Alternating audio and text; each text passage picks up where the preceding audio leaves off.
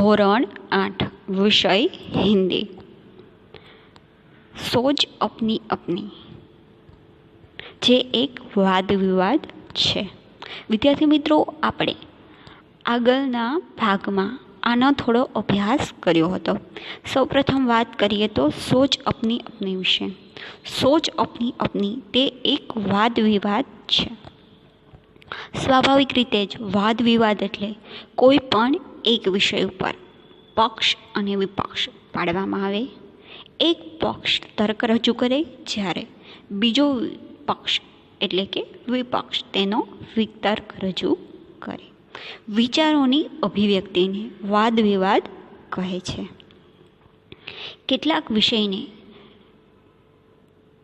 કેટલાક વિદ્યાર્થીઓને કોઈ પણ એક વિષય આપવામાં આવે છે અને એક પક્ષના વિદ્યાર્થીઓ પોતાનો વિચાર રજૂ કરે છે મૌખિક રીતે, જ્યારે બીજા પક્ષના કેટલાક વિદ્યાર્થીઓ સામા પક્ષે રજૂ કરેલા તર્કની સામે વિતર્ક રજૂ કરે છે। વાદ વિવાદમાં હંમેશા કોઈ એક વિષય નક્કી કરવામાં આવે છે। વિદ્યાર્થી મિત્રો, આના પહેલાંના ભાગમાં આપણે આના વિશે થોડો અભ્યાસ કર્યો હતો, જેમાં બે ચિત્ર આપવામાં આવેલા હતા। એક ચિત્ર નગરનું હતું અને એક ચિત્ર ગામનું હતું। એ ચિત્રના અનુસંધાનમાં આપણે 3 પ્રશ્ન પણ કરેલા હતા। આજે આપણે ત્યાંથી આગળ અભ્યાસ કરીશું। તમે પણ તમારું પાઠ્યપુસ્તક સાથે રાખશો અને આ વિડીયો જોતા રહેશો। તમારા પાઠ્યપુસ્તકમાં જોશો તો તેમાં જણાવવામાં આવશે કે નીચે દયે મુદ્દો के आधार पर विज्ञान वरदान या अभिशाप एक विषय पर एक पक्ष में अपने विचार कारण सहित बताइए। જેના મુદ્દા છે प्रदूषण, बिजली, अंतरिक्ष की खोज, डॉक्टरी सुविधाएं, दूरभाष, कंप्यूटर, परमाणु बम, पिस्तौल, यातायात, ग्लोबल वॉर्मिंग। વિદ્યાર્થી મિત્રો, આપણો વિષય છે વિજ્ઞાન વરદાન યા અભિશાપ અને સાથે સાથે પ્રશ્ન પણ કરેલો છે। તો આપણે આ વિષયના અનુસંધાનમાં કેટલાક વિચાર રજૂ કરવાના છે અને એ વિચાર કારણ સહિત બતાવવાના છે। પરંતુ હા, આપણે સાથે સાથે આ દરેક મુદ્દાને તેની અંદર આવરી લેવાના છે। તો ચાલો આપણે તે મુદ્દા ઉપર વિચાર વિમર્શ રજૂ કરીએ। વિદ્યાર્થી મિત્રો, કોઈ પણ વિષયની શરૂઆતમાં તેના લાભ અને હાનિ, જેમ અહીંયા કીધું છે વરદાન, વિજ્ઞાન વરદાન યા અભિશાપ, કેટલાક વિચારો તેના સારા પાસાને રજૂ કરે છે તો કેટલાક વિચારો તેના નકારાત્મક બાબતને પણ રજૂ કરે છે। તો સૌપ્રથમ આપણે વાત કરીએ કે પ્રદૂષણની। प्रत्येक वस्तु के 2 पहलू होते हैं। પહેલું એટલે કે પાસા। આપણે વિજ્ઞાનના અનુસંધાનમાં આ વાત કરવાની છે। प्रत्येक वस्तु के 2 पहलू होते हैं। एक पहलू उसकी अच्छाई बताता है तो दूसरे पहलू उनकी बुराई दिखाता है। विज्ञान को भी इस कसौटी पर कसे तो सबसे पहले हम उसके अच्छे पहलू की बात हम करेंगे। વિદ્યાર્થી મિત્રો, કોઈ પણ વિષયના અનુસંધાનમાં આપણે જોઈએ તો કેટલાક તેના સારા પાસા પણ હોય છે તો કેટલાક તેના નકારાત્મક પાસા પણ હોય છે। અહીં આપણે વાત કરવાની છે વિજ્ઞાનના અનુસંધાનમાં। विज्ञान ने बिजली की खोज कर मानव जाति पर बड़ा उपकार किया। ट्यूबलाइट, पंखे, AC, cooler, fridge, geyser, lift तथा बिजली से चलने वाले अन्य मशीन विज्ञान की अद्भुत देन है। डॉक्टरी पेशे के तमाम उपकरण एलोपैथी दवाइयाँ जिसकी हम बात करते हैं वह विज्ञान की ही देन है। टेलीफोन, मोबाइल हमें विज्ञान से ही मिले हैं। फिल्में और दूरदर्शन विज्ञान के ही उपहार है। कंप्यूटर देकर तो विज्ञान ने आज की दुनिया ही बदल डाली। यातायात के साधन की बात करें तो मोटर, बस, ट्रेन, हेलीकॉप्टर, हवाई जहाज आदि वाहन विज्ञान की ही देन है। विज्ञान के कारण ही आज मनुष्य अंतरिक्ष में पहुंच गया है। चांद की धरती पर उसने कदम रख लिया है। विज्ञान के इस अनमोल वरदान के कारण ही मानव आज धरती पर स्वर्ग के सुख लूट रहा है। तो यह बात की है विज्ञान के अच्छे पहलू के बारे में।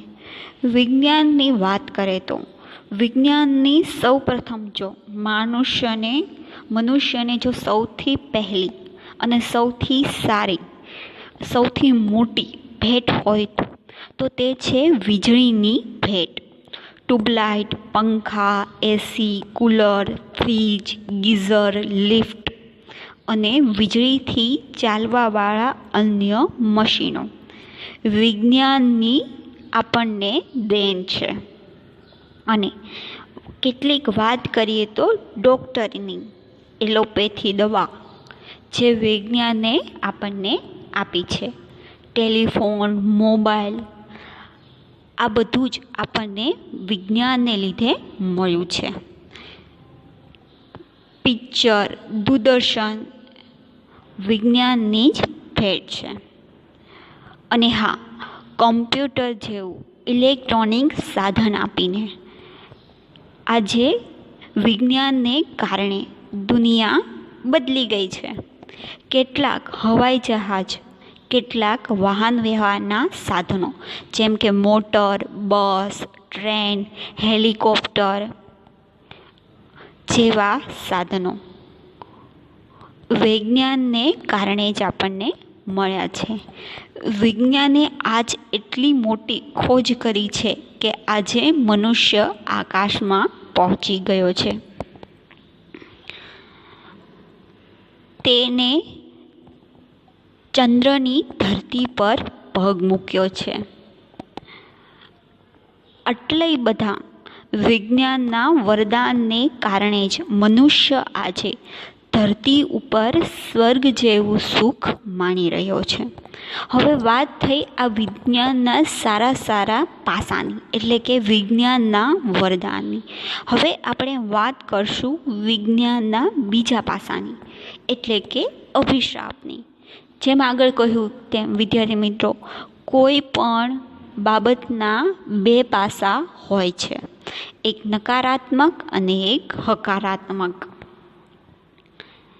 विज्ञान के आविष्कार के साथ ही बंदूक, पिस्तौल, परमाणु बम जैसे हिंसा और विनाश के साधन हमें मिले हैं।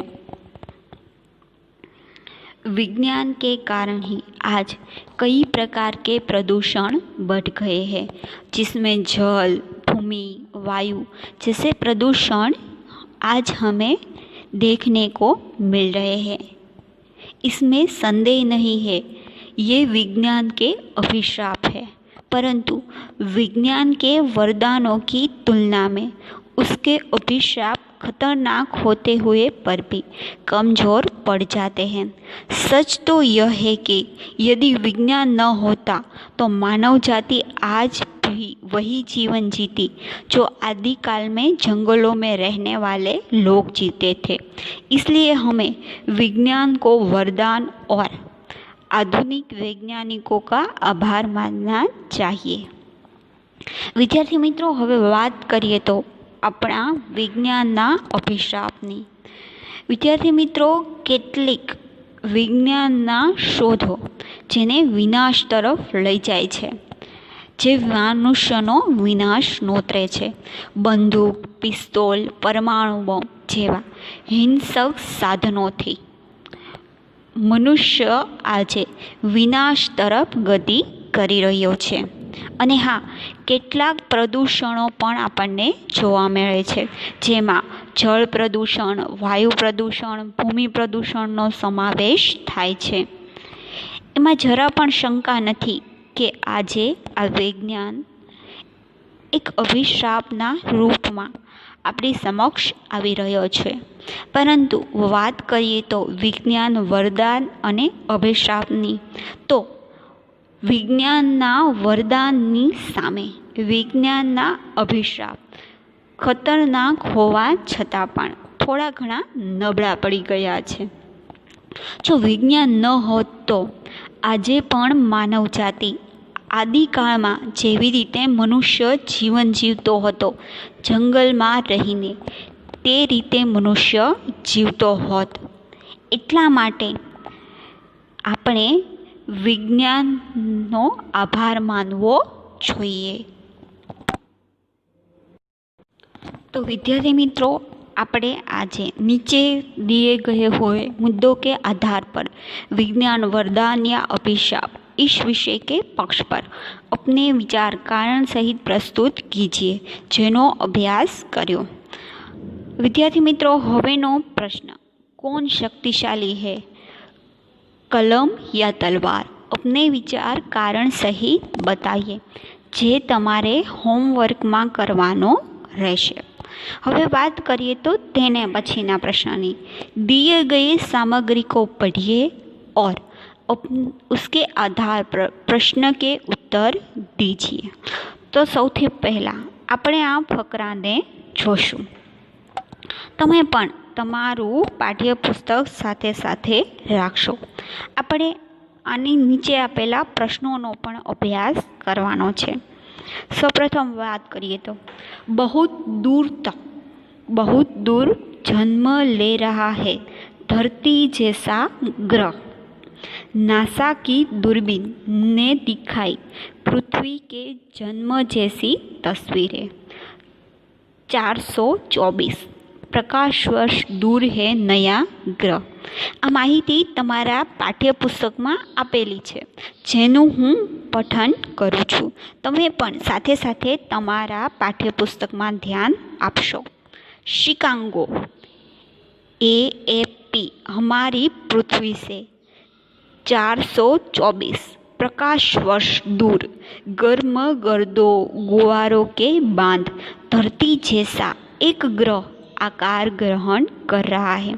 वैज्ञानिकों के मुताबिक 1 करोड़ से 1.6 करोड़ वर्ष को उम्र वाले इस ग्रह का सौर मंडल अभी मुश्किल से किशोरावस्था में है, लेकिन जॉन हॉपिंग्स यूनिवर्सिटी की एप्लाइड फिजिक्स प्रयोगशाला के मुखिया केरी रिसे के मुताबिक यह पृथ्वी जैसे ग्रह के जन्म लेने की बिल्कुल सही अवस्था है.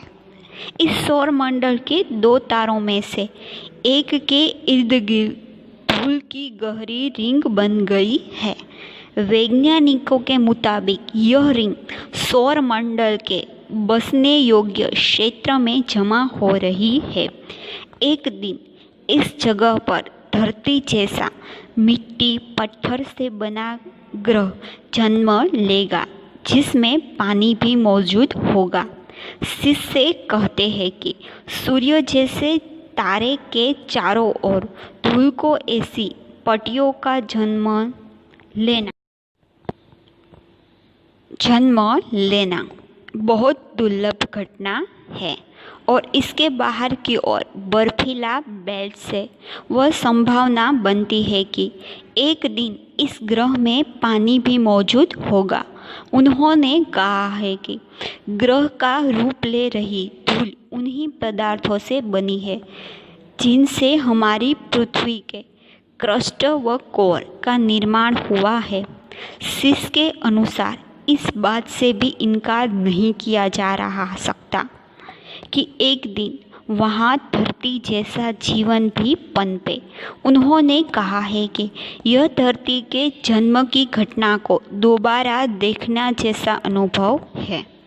इस दुर्लभ ब्रह्मांडीय घटना की तस्वीरें नासा के स्टीजर स्पेस के टेलीस्कोप ने उतारी है। वैज्ञानिकों के मुताबिक इन दृश्यों को धरती तक टेलीस्कोप तक पहुंचने में 424 वर्ष लग गए, लेकिन एक नए ग्रह के जीवन की तुलना में यह पल के झपकने जैसा है। उन्होंने बताया है कि इस ग्रह को हमारी पृथ्वी जैसा रूप ग्रहण करने में अभी और 100 करोड़ साल लग सकते हैं। विद्यार्थी मित्रों, આપણે હવે નીચे આપેલા પ્રશ્નોનો અભ્યાસ કરીશું। प्रश्न पहलो, अंतरिक्ष की किस घटनाओं से वैज्ञानिक उत्साही है? આપણે ઉપરનો ફકરો જોયો અને તેના અનુસંધાનમાં આ પ્રશ્નોનો જવાબ આપવાનો છે। तो हम कह सकते हैं कि वैज्ञानिक इस घटना से उत्साही है कि अंतरिक्ष में पृथ्वी जैसा एक ग्रह, नया ग्रह जन्म ले रहा है। प्रश्न बीजू, पृथ्वी जैसा ग्रह बनने के लिए अंतरिक्ष में किस प्रकार की स्थिति होना आवश्यक है? तो तेनो जवाब पण आपणे कही शकीए कि पृथ्वी जैसा ग्रह बनने के लिए यह आवश्यक है कि अंतरिक्ष में पानी मौजूद हो, इसके साथ साथ धूल मिट्टी के परत हो, ऐसी चट्टानें हो जिनसे पृथ्वी की ऊपरी परतों का निर्माण हुआ हो। तो हम कह सकते हैं कि पृथ्वी जैसा ग्रह बनने के लिए यह सभी बातें आवश्यक है। तो सबसे पहले तीसरा प्रश्न, रेखा खींचकर सही जोड़ मिलाइए। जेमा प्रथम छे 424 प्रकाश वर्ष, बीजू 1.6 करोड़ वर्ष, त्रीजू 100 करोड़ वर्ष, चौथु स्पिट्जर स्पेस અને કેરી સિસે। જેના અનુસંધાનમાં આપણે સાચો જવાબ ગોતવાનો છે। તો વિદ્યાર્થી મિત્રો, ઉપલી માહિતીના આધારે આપણે કહી શકીએ કે 424 પ્રકાશ વર્ષ, તો તેનો જવાબ આવશે पृथ्वी से नए ग्रह की दूरी। बीजू 1.6 करोड़ वर्ष, तो एनो जवाब छे नए ग्रह की उम्र। त्रीजू 10 करोड़ वर्ष, तो एनो जवाब छे पूर्ण ग्रह बनने में लगने वाला समय। चौथु स्पिट्जर स्पेस, तो तेनो जवाब छे नासा का टेलीस्कोप। चौथु केरी सिसे, तो जेनो जवाब छे वैज्ञानिक। विद्यार्थी मित्रों, हवे आपणे स्वाध्यायमां प्रश्न 1 અને प्रश्न 2 जोशुं। सौप्रथम, उदाहरण के आधार पर उपसर्ग लगाकर शब्द पुनः लिखिए। जेमां काउंसमां केटलाक उपसर्ग आपेला छे। वी, प्र, अ, दूर, अध, નીર ને ગેર।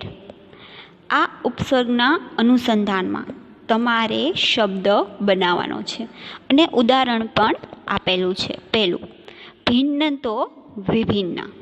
બીજું, દેશ તો વિદેશ। પક્કા તો અધ પક્કા। ગમ તો દુર્ગમ। યોગ તો प्रयोग। जीव तो निर्जीव। बल तो निर्बल। समझ तो गैरसमझ। सुविधा तो असुविधा। वांछित तो अवांछित। हवे प्रश्न 2,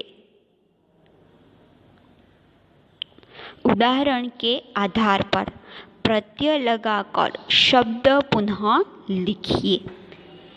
एमां प्रत्ययना शब्द आपेला छे। ईता, ई, ता, ईत, ईक। ઉદાહરણ તરીકે જોઈએ તો નિયત વત્તા ઈત બરાબર નિયમિત. તેવી જ રીતે વિદેશ, તો એના અનુસંધાનમાં ઈ, વિદેશ વત્તા ઈ તો વિદેશી. એવી જ રીતે પ્રકૃતિ, તો પ્રકૃતિ વત્તા ઇક તો પ્રાકૃતિક. પછી પુત્ર, તો પુત્ર વત્તા ઈ તો પુત્રી. લાપરવાહ, તો લાપરવાહ વત્તા ઈ બરાબર લાપરવાહી. પછી ચંચલ, તો ચંચલ વત્તા તા તો ચંચલતા. યંત્ર, તો યંત્ર વત્તા ઇક તો યાંત્રિક. પછી માનવ, તો માનવ વત્તા તા તો માનવતા. પછી હંસ, તો હસ વત્તા ઈ બરાબર હસી. વિદ્યાર્થી મિત્રો, હોમવર્કમાં તમારે સ્વાધ્યાયનો પ્રશ્ન 1 उदाहरण के आधार पर उपसर्ग लगाकर शब्द पुनः लिखिए. आ बधा ज शब्द तमारे लखवाना छे. अने प्रश्न 2 उदाहरण के आधार पर प्रत्यय लगाकर शब्द पुनः लिखिए, जे तमारे सारा अक्षरे लखवानुं छे.